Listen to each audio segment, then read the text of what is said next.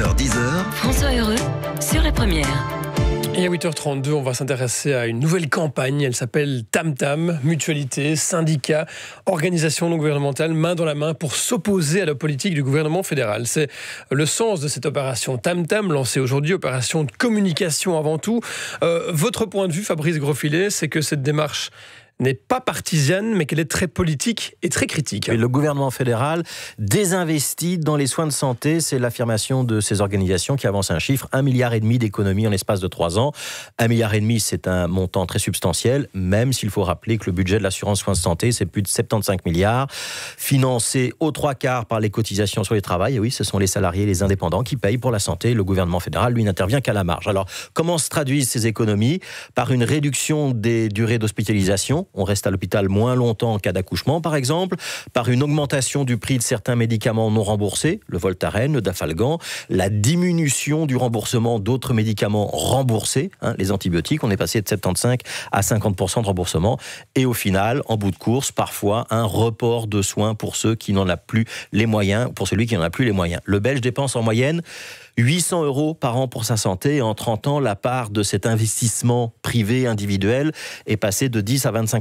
Ce sont les chiffres qu'on peut lire dans une petite vidéo qui est donc lancée ce matin sur les réseaux sociaux et dans une note un petit peu plus étayée, une 20aine de pages, qu'il faudrait faire le point donc, sur les comptes de la Sécu. Est-ce que ça veut dire que la sécurité sociale, notre sécurité sociale est en danger, Fabrice ? C'est en tout cas ce que voudrait laisser croire la tonalité de cette vidéo où on parle de saignée, de politique néolibérale et de cadeaux aux entreprises, où on évoque quand même à la fois des mesures prises effectivement ces dernières années par le gouvernement de Charles Michel et la ministre de la Santé Maggie De Bloch, mais aussi une tendance qui est quand même beaucoup plus lourde et qui s'étale sur 10, 20, 30, 50 ans. C'est donc une vidéo qui est très clairement très orientée, qui va faire hurler au sein de la majorité fédérale, mais qui pourrait connaître un petit succès puisque la forme choisie est celle d'un dessin animé avec des graphiques, beaucoup de symboles, de la musique, des bruitages, du rythme.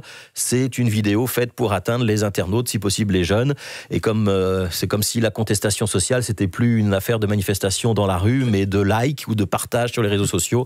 On a rangé les banderoles et les mégaphones et on a sorti les slogans sur Facebook. C'est donc de la politique, on l'a bien compris, et pourtant ce n'est pas partisan, Fabrice. Oui, pas partisan au sens d'un parti politique. On aurait pu trouver derrière cette campagne la signature du PS ou du PTB, mais c'est l'œuvre d'autres organisations qui font de la politique donc au sens large du terme, mais qui ne se présentent pas aux élections, donc les syndicats, les mutuelles, la plateforme Tout Autre Chose, des organisations comme la Ligue des familles ou le réseau wallon de lutte contre la pauvreté. Il y a le courant chrétien, il y a le courant socialiste, et c'est bilingue, français et néerlandais. Et si le premier volet concerne la santé, il y a d'autres études et d'autres vidéos qui sont déjà annoncées sur la justice et le travail. C'est le signe que le débat politique est en train de se déplacer, qu'il n'appartient pas qu'aux partis politiques, mais aussi aux citoyens. Les citoyens sont en train de prendre la parole. Merci beaucoup Fabrice Grosfilet. On va vérifier tout cela avec Brié Wathelet. Bonjour, vous êtes le porte-parole, c'est ça, de cette plateforme Tam Tam. Est-ce que la cible, c'est clairement le gouvernement Michel ? C'est notamment le gouvernement Michel, mais c'est plus largement le néolibéralisme, c'est-à-dire cette école de pensée qui veut faire de tous les secteurs et de toutes les parties de la vie d'un individu le soumettre aux lois du marché. C'est ça un peu ce qu'on dit. Moi, j'aimerais réagir par rapport à ce que Fabrice Grosfilet vient de nous dire. D'abord, on est une campagne de communication, ça c'est sûr, mais on est aussi une campagne de sensibilisation et de mobilisation. L'objectif, c'est vraiment d'essayer d'éveiller les consciences sur l'impact des différentes mesures politiques qui ont été prises depuis les années 80 jusqu'à aujourd'hui. Et évidemment, dans ce sens-là, le gouvernement Michel approfondit et aggrave la tendance que nous observons. C'est une tendance qui est née lors de gouvernements précédents. Il n'y a pas que le gouvernement Michel qui a commencé à réduire les dépenses en soins de santé pour parler de l'objet de la campagne aujourd'hui. Oui, tout à fait. Sur les soins de santé, le précédent gouvernement a aussi effectué Élodie Roupeau a aussi effectué une série de coupes budgétaires assez importantes. Ici, on parle d'1,5 milliard d'euros sous le gouvernement Michel. Moi, j'aimerais plutôt revenir sur le sentiment général qu'on observe au quotidien. Moi, en tant que jeune, mais on rencontre énormément des patients, des chômeurs, des travailleurs. Et aujourd'hui, qu'est-ce qu'on constate ? C'est que, d'une part, on contractualise l'aide sociale, on criminalise la solidarité, on licencie des travailleurs chez Carrefour alors même qu'ils sont en bénéfice. On a Pfizer qui annonce qu'on arrête la recherche sur Alzheimer parce que c'est pas assez rentable. On a 22 000 dossiers en attente à la Cour d'appel de Bruxelles et on effectue 1,5 milliard sur les soins de santé. Ça, c'est d'un côté la réalité. Ça, c'est la réalité vécue, ressentie par l'ensemble des citoyens, par les travailleurs, par les chômeurs. D'un autre côté, on a, en 2016 par exemple, 853 entreprises qui envoient dans des paradis fiscaux près de 221 milliards d'euros. On a un gouvernement qui réduit les cotisations patronales, qui est une source de financement très importante pour la sécurité sociale. Nous, ce qu'on aimerait dire, c'est que là, on sent bien qu'il y a un deux poids, deux mesures dans ce genre de politique. Ce qu'on a envie de dire, c'est que la sécurité sociale, elle nous appartient. Elle nous appartient et elle constitue un des moyens pour lutter contre les inégalités. Priou Watley, on va écouter un extrait de cette vidéo qui est postée aujourd'hui sur les réseaux sociaux et puis on revient derrière. Les réformes du gouvernement Michel accélèrent le mouvement au point d'empêcher la sécurité sociale d'assurer sa mission d'origine. Prétendant augmenter la qualité et l'accessibilité des soins, les gouvernements néolibéraux veulent façonner notre système de santé avec leurs mots. Rentabilité, responsabilité, concurrence, des discours qui portent en germe des symptômes bien différents. Ceux d'une santé livrée à la loi du marché, privée de tout contrôle démocratique et à l'accès conditionné aux moyens financiers. Voilà, extrait de cette vidéo de la plateforme TamTam qui s'attaque aux soins de santé. Il y aura d'autres thèmes plus tard. Vous y allez un peu fort quand même. Vous n'avez pas un peu caricaturé la situation actuelle ? Je ne pense pas. Moi, j'attends vraiment qu'une série de spécialistes et de politiques puissent venir nous contredire. Par ailleurs, nous, notre démarche, c'est à la fois d'associer une expertise de terrain avec une série d'associations, des mutuelles, des syndicats et une expertise académique. On a une série de professeurs d'université qui nous ont rejoints pour établir un diagnostic scientifique. Donc on ne mène pas une campagne de slogan.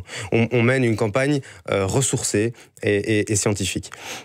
Vous êtes vraiment apolitique, comme le disait Fabrice Grosfilet juste avant. Il n'y a aucun parti politique qui est derrière cette démarche. Mais moi, je pense que c'est un mauvais usage des mots. Apolitique, ça veut rien dire. Apolitique, ça veut dire qu'on ne fait pas de politique. Mais tous les jours, tous les citoyens font de la politique.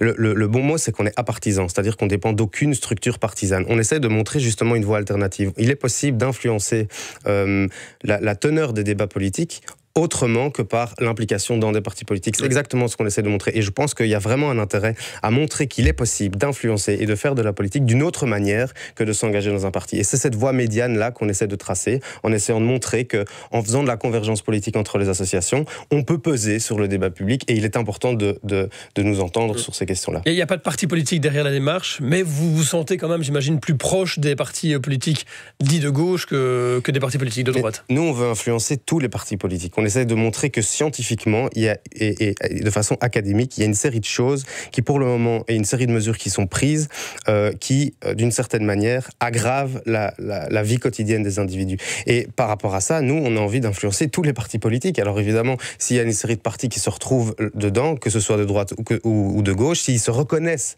dans ce diagnostic, on les appelle à agir très concrètement sur ces réalités. Pourquoi cette forme de vidéo avec un dessin animé, des graphiques assez clairs? Vous voulez vulgariser des dossiers qui sont devenus trop techniques aujourd'hui? Les citoyens ne peuvent plus non plus les clés eux-mêmes pour comprendre ce qui se passe? C'est sûr, on se rend bien compte qu'on a vraiment un intérêt à expliquer les choses et expliquer d'une façon pédagogique. Et c'est un peu l'objectif de la campagne aussi, c'est d'essayer de renouveler des outils de communication et renouveler des outils de mobilisation. On fédère à la fois des grosses institutions et puis des tout petits collectifs qui font de l'éducation permanente.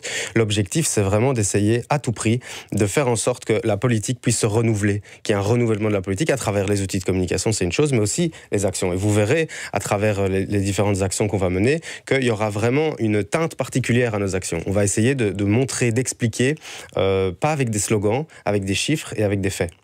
Vous parlez d'action, de mobilisation. Qu'est-ce qui va suivre alors cette campagne de communication? Des manifestations, d'autres formes d'action? Oui, tout à fait. Donc nous, on a d'abord envie d'expliquer, d'éveiller les consciences sur l'impact du néolibéralisme. Donc il va y avoir une série de conférences, de débats, de rencontres avec les citoyens, avec l'ensemble de la population pour expliquer sur chaque sujet qu'est-ce qu'il se passe. Et puis il va y avoir, oui, effectivement, des actions symboliques, festives, ludiques, et puis des rassemblements, des points de convergence. On a envie de à la fois créer la convergence convergence politique sur un diagnostic et à la fois créer la convergence organisationnelle, faire en sorte d'avoir une série d'actions communes à travers les différentes associations. L'idée, c'est de former à terme un grand syndicat, un grand lobby citoyen. Il y a cette ambition-là aussi? En tout cas, je ne sais pas si l'ambition, là, tout de suite, c'est de créer un syndicat. C'est pas ça l'idée. Nous, là, on offre un cadre et on essaie de structurer l'ensemble du travail et des alternatives proposées par les associations pour qu'on puisse peser. Et c'est ça notre objectif. Alors, le premier volet, on l'a dit, de cette campagne, c'est les soins de santé. Il y aura d'autres volets. Vous allez parler de justice et d'emploi, notamment. Vous allez les sortir quand? Avec quel timing? Mais donc là, ici, on part... Vous visez les prochaines élections? En tout cas, on a envie de rester et on se fixe comme objectif l'horizon 2019. Alors, les élections, en tout cas, on sait qu'il va y avoir un débat politique assez important et par conséquent, on a envie de pouvoir être présent dans ces débats et pouvoir influencer l'agenda politique, pouvoir dire il est temps qu'on se mette autour de la table et qu'on discute de la santé, de la justice, du travail, mais il va aussi y avoir une série de débats sur la fiscalité, très très importante, sur l'environnement, sur la démocratie. Rien sur le dossier d'immigration ou sur la sécurité qui agite plus que d'autres thèmes la sphère politique et médiatique pour l'instant. Mais il y a un lien énorme à faire entre la question de la sécurité sociale et la question de la migration. Quand on voit Bardo-Wever qui sort une carte blanche en disant qu'il faut choisir entre ouvrir les frontières et la sécurité sociale, je veux dire, on voit bien que c'est lui-même qui fait